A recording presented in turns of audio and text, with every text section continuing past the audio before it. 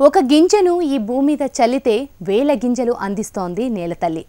ఆ విత్తనం మంచిదైతే దాని ఉత్పత్తి కూడా మంచిదవుతోంది.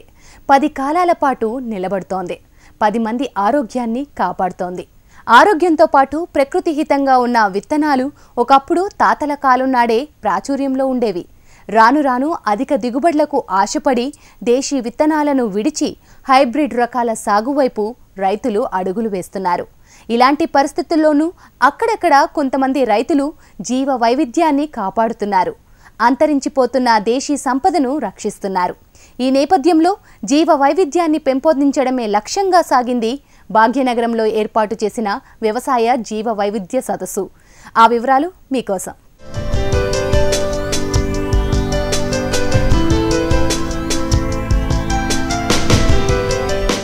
వ్యవసాయంలో రసాయనిక ఎరువులకు, కీటక నాశనులకు ప్రాధాన్యత పెరిగింది. మందుల కంపెనీల లాభాపేక్ష వాటిని అధికంగా, విచక్షణారహితంగా వాడేలా చేసింది. దీంతో మన నేలను, దానిపై నివసించే విలువైన జీవసంపదను కోల్పోవాల్సి వచ్చింది. అంతేకాదు, అత్యధిక కీటక నాశనులను ఉత్పత్తి చేసే దేశంగా భారత్ విరాజిల్లుతోంది.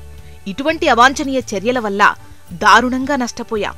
అంతేకాదు, అపార జీవజాతులు అంతరించిపోయాయి.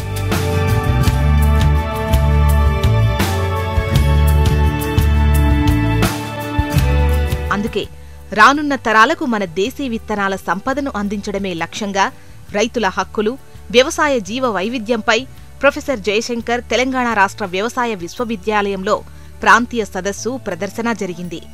5 దక్షిణాది రాష్ట్రాలకు చెందిన 500 మంది రైతులు, కృషి విజ్ఞాన కేంద్రాల శాస్త్రవేత్తలు, వ్యవసాయ శాఖ అధికారులు సదస్సులో పాల్గొన్నారు. రైతులు రూపొందించే నూతన రకాలకు సంబంధించి మేధో సంపత్తి హక్కులు పొందడంపై ప్రధానంగా ఈ సదస్సులో చర్చించారు.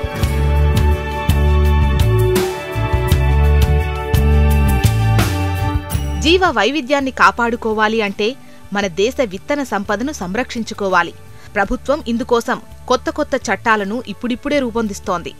రైతులు దేశీ వంగడాలను ఎలా అభివృద్ధి చేయాలి, వాటిని ఎలా పండించాలి అనే విషయాలపై ఈ సదస్సులో ప్రధాన చర్చ జరిగింది.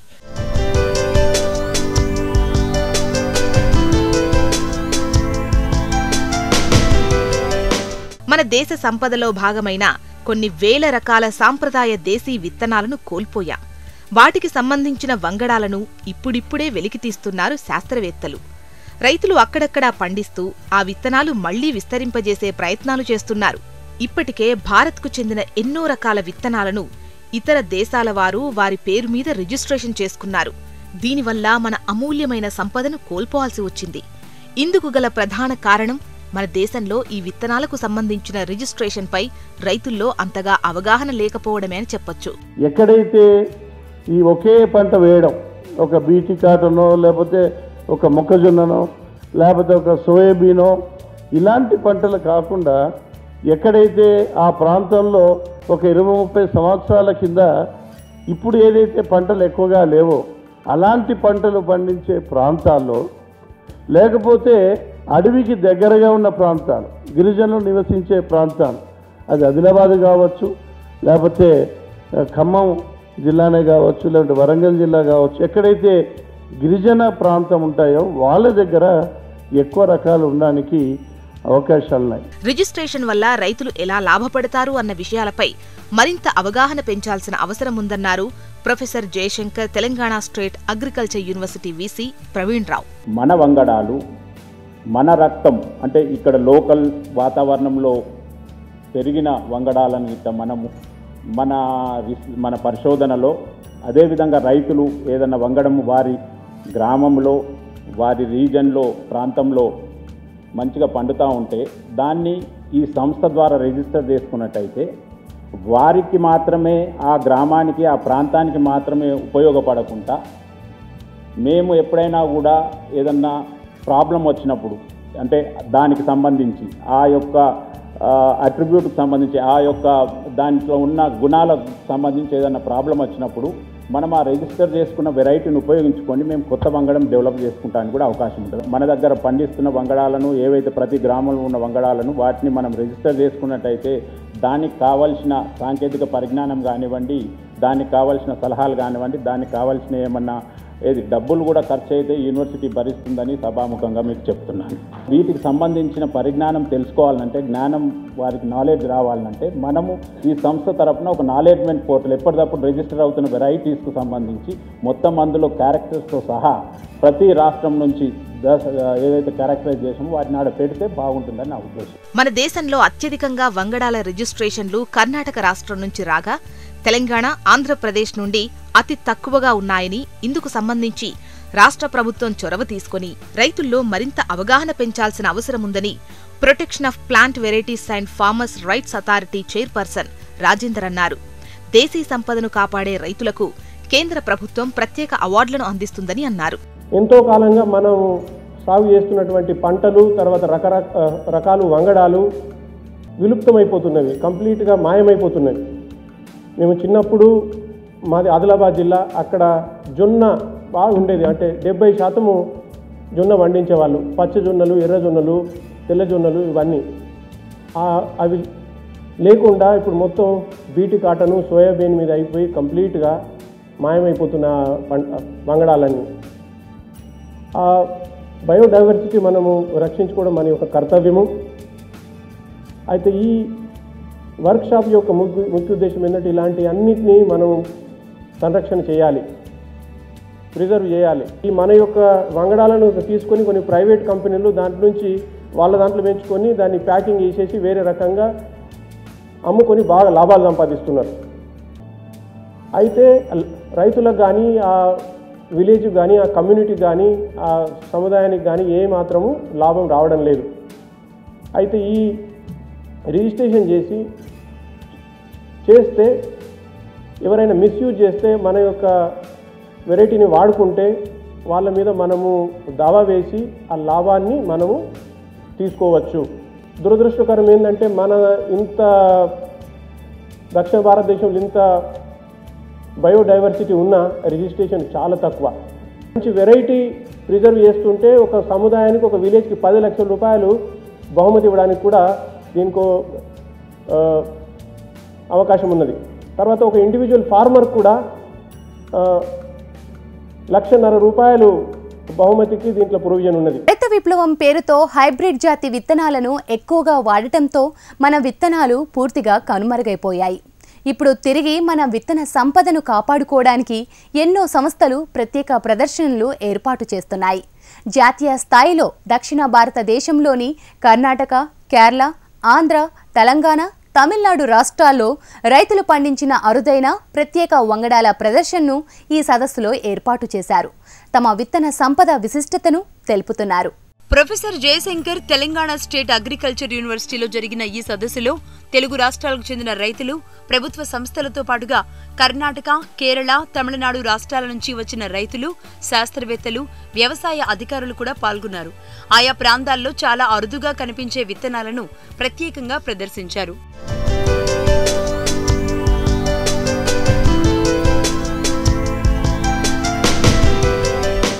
చిరుధాన్యాలు ప్రాచీన కాలం నుంచి ప్రముఖ పాత్రను పోషిస్తున్నాయి. శరీరానికి అవసరమయ్యే శక్తిని ఇవ్వగలిగే పోషక పదార్థాలు చిరుధాన్యాల్లో అధికంగా ఉంటాయి. వర్షాభావ మరియు ఎడారి ప్రాంతాల్లో ఈ ధాన్యాలే ముఖ్య ఆహారం. భారతదేశంలో జొన్నలు, సజ్జలు, రాగులు, వరిగెలు ఈనాటికి వాడుకలో ఉన్నాయి. రాను రాను చిరుధాన్యాలకు ప్రాధాన్యత ఏర్పడుతోంది.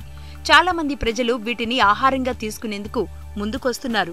అందుకే అంతరించిపోయే దశకు చేరుకున్న చిరుధాన్యపు విత్తనాలు ఈ ప్రదర్శనలో ప్రత్యేక ఆకర్షణగా నిలిచాయి. ఒక్కో రకం చిరుధాన్యంలో ఉన్న ఎన్నో వెరైటీలను ప్రదర్శించారు ప్రదర్శకులు. ఫార్మర్స్ ఎట్లా బెనిఫిట్ అవుతారంటే, ఇప్పుడు ఎవరైనా ఒక వెరైటీ డెవలప్ చేశారు, దాంట్లో రైతులు వెరైటీ ఉంటాయి కదా, అవి వాడుతారు. అటు వెరైటీ వాడుకొని ఎవరెవరు వెరైటీ రిలీజ్ చేస్తారో వాళ్ళు కమర్షియల్గా అమ్మినప్పుడు ఆ కమర్షియల్ బెనిఫిట్ నుంచి ఫార్మర్కు కొద్దిగా డబ్బులు వస్తాయి. ఓకే, అది బెనిఫిట్ షేరింగ్ అంటారు. సో దానివల్ల ఫార్మర్కు, రైతులకు చాలా బాగా బెనిఫిట్ వస్తాయి. అది కాకుండా ఇది ఫార్మర్ ఫ్రీగా వాళ్ళ వెరైటీ అమ్ముకోవచ్చు, వాళ్ళకు ఎవరు ఇంకా ఒక రైతులతోటి కూడా షేరింగ్ చేసుకోవచ్చు. ఇట్లాంటి విషయాల farmer they can do it. పండ్లు, కూరగాయలు, పూలల్లోనూ ఉన్న దేశీ రకాలను ప్రదర్శించారు. వీటి విత్తనాలను రైతులకు అందుబాటులో ఉంచారు. స్టేట్ నుంచి ప్లస్ బయట నుంచి కూడా ఈ రకరకాలైన జెర్మ్ ప్లాజం, మెయిన్గా ఇది జెర్మ్ ప్లాజం అనేది డిస్ప్లే చేయడానికి ముఖ్య ఉద్దేశం ఇది. ఈ మన horticulture university Srikonda Laxman Telangana state horticulture university నుంచి కూడా డెవలప్ చేసిన జెర్మ్ ప్లాజం ఏదైతే ఫ్రూట్స్లో ఉంది, మరి వెజిటబుల్స్లో ఉంది, రకరకాలైన మెడిసినల్ ప్లాంట్స్లో ఉంది. ఇవన్నీ కూడా ఈ రకరకాలైన జెర్మ్ ప్లాజంని ఇక్కడ ఈరోజు డిస్ప్లే చేయడం జరిగింది. ఈ జెర్మ్ ప్లాజంని మనం రిజిస్టర్ చేసుకొని కూడా దీన్ని జాగ్రత్తగా కాపాడుకునే అవసరం ఉంది. ఔషధ మొక్కలు, అలంకరణ మొక్కలు, చెట్లతో పాటుగా పంటల సాగులో చీడపీడలను, కలుపును నివారించే జీవన ఎరువులను ప్రదర్శించారు. PPVFRA యాక్ట్ కింద BMC ద్వారా వారి యొక్క వంగడాలను PPVFRA యాక్ట్లో రిజిస్ట్రేషన్ చేసుకోవడానికి వీలుంది. వాటికి మేము అవగాహన కల్పిస్తాము. అలాగే NBPGR కూడా వారు సపోర్ట్ చేస్తారు. ముఖ్యంగా ఇక్కడ ఎగ్జిబిషన్లో మేము జీవవైవిధ్య మండలిలో చేసిన కార్యక్రమాలన్నీ కూడా వివరించాము. దీని ద్వారా మాకు చాలా ఉపయోగము. ఎందుకంటే ప్రజల్లోకి మా బయోడైవర్సిటీ చట్టం కానీ బయోడైవర్సిటీ యాక్ట్ చేస్తున్న కార్యక్రమాలు ఏమేమి ఉన్నాయో వాటిని ప్రజల్లోకి తీసుకురావడానికి ఈ యొక్క ప్లాట్ఫామ్ మాకు చాలా ఉపయోగపడుతుంది. ఇలాంటి ప్రదర్శన ద్వారా కొత్తగా అందుబాటులోకి వచ్చిన వంగడాల గురించి తెలుసుకునే అవకాశం ఉంటుందని, వీటిని శాస్త్రవేత్తలు పరిశీలించి ఏ విధంగా సాగు చేయాలో తెలియజేయడం తమకు ఉపయోగకరంగా ఉంటుందని రైతులు అంటున్నారు. మొక్కలు, జంతువుల్లో కనపడే వైవిధ్యాలను జీవ వైవిధ్యం అంటాం. సాధారణంగా మన చుట్టూ ఉన్న ప్రకృతిలో ఎన్నో రకాల మొక్కలు, జంతువులు ఉంటాయి. వాటి రంగు, ఆకారం, పరిమాణం, ఇతర లక్షణాలతో వేటికవి ప్రత్యేకంగా ఉంటాయి. దీనిని జీవ వైవిధ్యం అంటారు. ఒక్క వరిలోనే ఎన్నో వేల రకాల వైవిధ్యాలను చూడవచ్చు.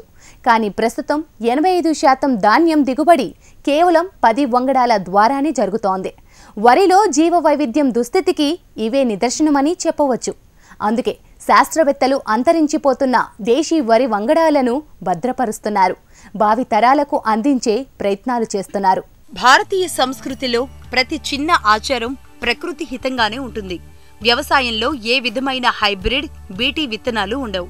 రైతు సొంతంగా విత్తనాలు తయారు చేసుకుంటాడు. భూమి మనకు అమ్మ వంటిది అని భావించి విషపు రసాయన ఎరువులతో నింపడు. కేవలం ఆవు పేడ, మూత్రాన్ని మాత్రమే ఉపయోగించి తాను సొంతంగా తయారు చేసుకున్న ఎరువునే వాడతాడు. వ్యవసాయంలో ప్రకృతి సాయం తీసుకుంటాడు. అందుకే 3-4 రోజులు నీళ్లు పెట్టకపోయినా మొక్క వాడిపోదు. ఆఖరున దిగుబడి అధికంగా వస్తుంది. రసాయనాలు వాడని కారణంగా పొలంలో రకరకాల మిత్ర జీవాలు కనిపిస్తాయి.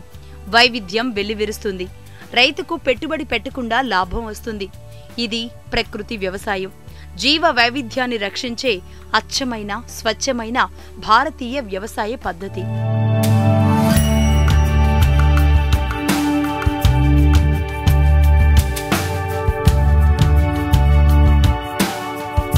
కానీ రసాయనిక ఎరువులను వాడి భూమిని, జీవాలను చంపి ఆఖరికి రైతే ఆత్మహత్య చేసుకునే పరిస్థితి ఇప్పుడు ఏర్పడింది. రసాయనాలు, బీటీ, హైబ్రిడ్ విత్తనాలు అన్నీ కలిసి దేశాన్ని రోగిష్టి దేశంగా మార్చేస్తున్నాయి. అనేక జీవజాతుల ప్రాణాలు తీస్తున్నాయి. అందుకే ఒకప్పుడు వేలల్లో ఉన్న దేశీ వరి రకాలు ఇప్పుడు వందలకు పడిపోయాయి. 1960 ముందు కేవలం దేశీ వరి రకాలనే సాగు చేసేవారు. ఇవి తక్కువ దిగుబడిని ఇచ్చేవి.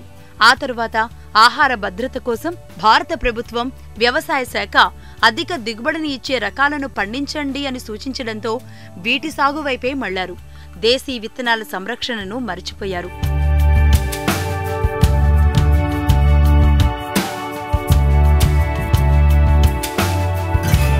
మన దేశీ సంపదను పోగొట్టుకుంటే మళ్లీ సృష్టించలేం. ఉన్న వాటిని భద్రపరుచుకుని కొత్త వంగడాల తయారీకి వీటిని వినియోగిస్తున్నారు శాస్త్రవేత్తలు. ఈ కొత్త వంగడాల ద్వారా రైతులకు మంచి దిగుబడొచ్చి రైతు ఆదాయం పెంచగలిగితే శాస్త్రవేత్తలు విజయవంతమైనట్లే అంటారు శాస్త్రవేత్త సుబ్బారావు. చిన్ని కృష్ణుడు అనే ఒక రైతు రండి, నిజామాబాద్ జిల్లాలో ఉంటారు. ఈయన ఈ దాదాపుగా 60 రకాల వరి దేశవాళీ రకాలని అక్కడ వెళ్ళి వాటిని కలెక్ట్ చేసుకొని ఆయన పొలంలో పండిస్తూ వాటిని ఏం చేస్తామంటే వాటిని భద్రపరచడం అనేది చాలా చాలా ముఖ్యం. ఇదంతా మనం 1960 ముందు మన దేశంలో అన్ని ప్రాంతాల్లోని ఈ దేశవాళీ రకాలే పండించేవాళ్ళు. కాకపోతే వీటికి దిగుబడి తక్కువ వస్తుంది. ఆ ఉద్దేశంతో భారత ప్రభుత్వం కానీ, అగ్రికల్చర్ డిపార్ట్మెంట్స్ కానీ హైల్డింగ్ వెరైటీస్ పండించండి, దిగుబడులు ఎక్కువ సాధించండి అన్నారు. 10 బస్తాలు 15 బస్తాలు వచ్చాయి, ఇప్పుడు 40.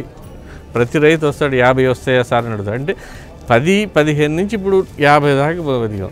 అయితే మనం చేసిన ఒకే ఒక చిన్న పొరపాటు ఏంటంటే ఈ దేశవాళీ రకాలు ఇలాంటివన్నీ ఉన్నాయి కదా, వీటిని భద్రపరచుకోవడంలో కొంతవరకు ఏమంటామంటే బద్ధకం వహించామనో లేకపోతే వీటి అవసరం ఏముంటుంది అని అనుకొని వదిలేశారు. తప్పకుండా వీటి అవసరం ఉంటుంది. దీనికి అడాప్టబిలిటీ ఎక్కువ ఉంటుంది, దిగుబడి తక్కువ ఉండొచ్చు, వ్యాధి రోగ నిరోధక శక్తి ఎక్కువ ఉంటుంది, చీడపీడలను తట్టుకునే శక్తి ఉంటుంది. కొన్ని రకాలైతే దేశం మొత్తంలో చాలా ఉన్నాయి. మన తెలంగాణ ప్రాంతాన్ని ఒక్కటి తీసుకున్నా కానీ అప్పట్లో ఎట్టొడ్లు, ఒట్టొడ్లు, బుడబొడ్లు, ఎర్రొడ్లు, నల్లొడ్లు ఇట్లాంటివన్నీ ఉండేవి. ఒక్కొక్క రకం ఇంకొక రకరకాల పేర్లు కూడా, గోదావరి ఇసుకలని కూడా తెచ్చారు. గోదావరి ఇసుకలు, కాకిరెక్కలు, నీరు గుమ్మడి అనే ఒక వెరైటీ ఉండేది. నీరు గుమ్మడి రైస్కి ఏమిటి ఆ పేరు అంటే ఎంత వాటర్ పెరుగుతున్న కొద్ది అది పెరుగుతూ ఉంటుంది. అంటే డీప్ వాటర్ అనమాట. మనిషి కంటే ఎత్తు దాదాపు 10 అడుగులు ఎత్తున్నా కానీ ఈ నీరు గుమ్మడి అనేది ఖమ్మం ప్రాంతంలో పెరుగుతుంది. ఇలాంటివి అనేది నిజమైన సంపద. ఈ జీవ వైవిధ్యం అనేది నిజమైన సంపద. మనం బంగారం రూపాయలు కాదు, వీటిని భద్రపరచుకోవాలి. ఎందుకంటున్నానంటే ఒకటి మనం మర్చిపోయి దీన్ని బతికించడం మర్చిపోయామంటే ఇవన్నీ ప్రాణం ఉన్నటువంటివి. ఇట్లా బయట పెట్టినప్పుడు 2 సంవత్సరాల కంటే ఎక్కువ ఇట్లా ప్రాణం ఉండదు. కోల్డ్ స్టోరేజ్లో పెడతారు, -196లో -20లో పెడతారు. కొన్ని సంవత్సరాలు బతికుంటాయి. రైతుల దగ్గర అవన్నీ రావు కదా. మేము దాదాపు 7 సార్లు ఈ కలెక్షన్ సర్వేస్ తిరిగాం.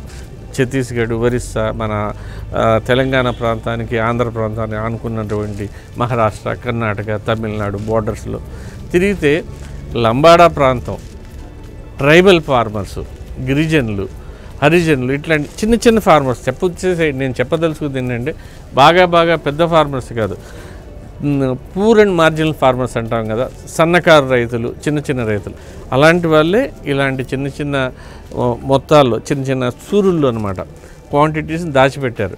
మేము 7 సంవత్సరాలు దాదాపు ఇలా కలెక్షన్ ఎక్స్పెడిషన్ తిరగ్గా ఒక 700 రకాలను సాధించగలిగాం. అట్లా మన నేషనల్ జీన్ బ్యాంక్ అని ఢిల్లీలో ఉంది, అక్కడ భద్రపరిచాం. వరిలో వేలల్లో దేశవాళీ రకాలు ఉన్నాయి. ఢిల్లీలోని నేషనల్ జీన్ బ్యాంకులో 94,000 వరి రకాలను భద్రపరిచారు. కానీ అంతకంటే ఎక్కువ వరి రకాలు మరుగున పడిపోయాయి. 7 సంవత్సరాలు కష్టపడితే ఏపీ, తెలంగాణ ప్రాంతంలోని 700 వరి రకాలను సేకరించగలిగారు. 3,000 రకాల వరి రకాలు పేర్లు దొరికాయి. మన దేశ వరిలో ఎంతో వైవిధ్యం ఉంది. అన్ని రకాల వాతావరణ పరిస్థితుల్ని, ముఖ్యంగా బెట్టను, వరదల్ని, చీడపీడల్ని తట్టుకునే రకాలు ఉన్నాయి. ఇలా ఒక్కో దేశీ వరి విత్తనానికి ఒక్కో ప్రత్యేకత ఉంది. దిగుబడి అంతగా లేకపోయినా వీటిలో పోషక విలువలు అనేకం. దీనిని నేటి రైతులు గుర్తించాల్సిన అవసరం ఎంతైనా ఉంది. అంతరించిపోతున్న మన సంపదను కాపాడాల్సిన బాధ్యత రైతులపై ఉంది. భారతదేశంలో పండే అతి ముఖ్యమైన పంటలలో ఒకటి వరి. ఇది దక్షిణ భారతీయుల ముఖ్యమైన ఆహారం. ప్రపంచంలో సగం జనాభాకు ముఖ్యమైన ఆహారం వరి అన్నమే. అందుకే దేశవ్యాప్తంగా రబీ, ఖరీఫ్ సీజన్లో వరి పంట సాగును పెద్ద మొత్తంలో చేస్తున్నారు రైతులు. సాగులోనూ హైబ్రిడ్ రకాలనే ఎన్నుకుంటున్నారు.